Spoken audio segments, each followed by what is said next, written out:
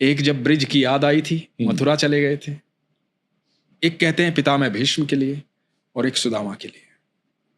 अब भगवान रो रहे हैं, अनंत ब्रह्मांड का रचयिता रो रहा है अपने मित्र को देख करके। मित्र के अंदर इतनी हिम्मत ही नहीं हुई कि वो अपना मकसद बता पाए कि मैं क्यों आया था यहाँ। मेरी पत्नी ने कह के भेजा था कि कुछ ले आऊं, कुछ सहयोग मांग लो, कुछ हेल्प मांग लो, इतनी हिम्मत ही नहीं हुई।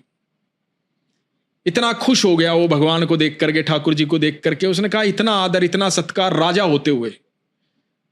और जब समय आया जाने का, भगवान को प्रणाम करके अपने मित्र को गले लगा करके सुदामा बिना अपनी बात कहे चल दिया। और जब वहां जा करके देखा कि पत्नी जो है हीरे जवाहरातों में जड़ी हुई है, बड़ा महल बन गया है।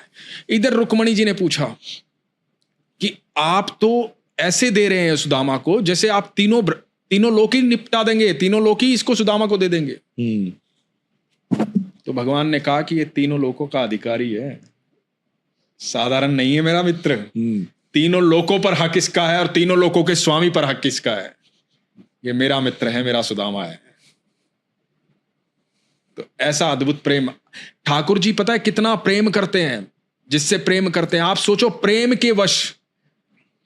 के वश वो द्वारकाधीश, द्वारका के राजा होते हुए अपने मित्र का रथ हाँकने आ गए युद्ध भूमि में।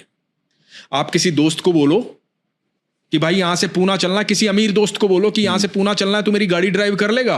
वो कह देगा भाई ड्राइवर भेज दूंगा, गाड़ी भेज दूंगा, बिल्कुल तू चला जाइयो। और किसी दोस्त को झगड़े में बुला लो, आपके 70 बहाने गिनवा देगा। यहां तो द्वारकाधीश होते हुए, ठाकुर जी होते हुए महाभारत युद्ध में आ गए थे अपने मित्र के लिए। मित्र के लिए ड्राइवर बन गए, वो सारथी बन गए। भाई उन जितना प्रेम इस अनंत ब्रह्मांड में कोई नहीं कर